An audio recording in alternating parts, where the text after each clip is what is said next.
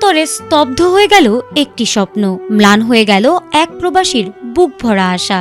জীবিকার তাগিদে তপ্ত বালুর দেশে বছরের পর বছর ঘাম ঝরানো সৌদি প্রবাসী মোকাররম মিয়া ভাবতেও পারেননি নিজের প্রিয় জন্মভূমিতেই তাকে পেতে হবে এমন নৃশংস পরিণতি।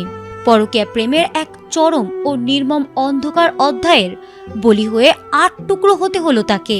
মুগদার মান্ডার একটি আবর্জনার স্তূপ থেকে উদ্ধার হওয়া ৮টি কালো পলিথিন ব্যাগ যেন শুধু মোকাররমের খণ্ডিত দেহাংশ নয়, বরং মানবিকতার চরম অবক্ষয়ের এক টুকরো প্রতিচ্ছবি। যাকে বিশ্বাস করে জীবনের সবটুকু সঞ্চয় বিলিয়ে দিয়েছিলেন, সেই পরকীয়া প্রেমিকা তাসলিমা আক্তার ওরফে হাসনাই হয়ে উঠলেন মোকাররমের যমদূত। পুলিশ ও র্যাবের তদন্তে বেরিয়ে এসেছে এক ভয়ঙ্কর বিশ্বাসঘাতকতার গল্প। প্রবাসে থাকার সুবাদে তাসলিমার পেছনে প্রায় ৫ লাখ টাকা ঢেলেছিলেন মোকাররম। কিন্তু দেশে ফিরে যখনই তিনি নিজের কষ্টের উপার্জিত অর্থ ফেরত চাইলেন, তখনই সম্পর্কের টানাপোড়েন শুরু হলো।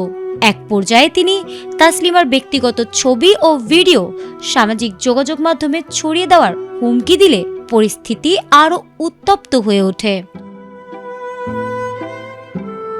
টাকা আত্মসাৎ আর ব্যক্তিগত আক্রোশ থেকে মোকাররমকে শুধু হত্যাই করা হয়নি, প্রমাণ মুছে দিতে লাশের মাথা আলাদা করে শরীরকে করা হয়েছে টুকরো টুকরো।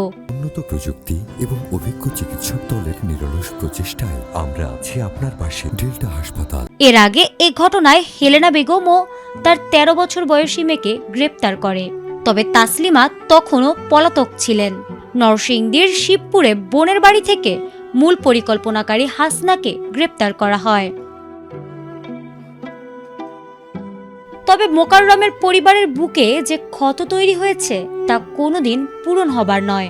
যে হাত একদিন পরিবারের মুখে হাসি ফোটাতে রেমিটেন্স পাঠিয়েছিল, আজ সেই হাত পা ছড়িয়ে ছিটিয়ে রইল ডাস্টবিনের নোংরা আবর্জনায়। এই নৃশংসতা কেবল একটি পরিবারকে ধ্বংস করেনি, কাঁপিয়ে দিয়েছে পুরো সমাজের বিবেককে।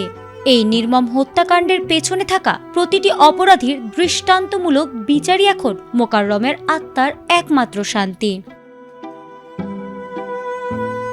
তবে এই নৃশংস হত্যাকাণ্ড সমাজকে আবারও এক চরম বাস্তবতার মুখোমুখি দাঁড় করালো।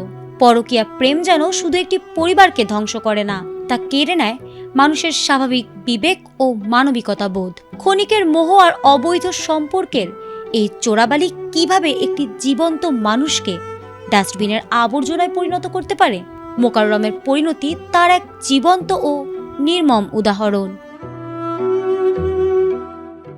ফারহানা হক, এটিএন বাংলা।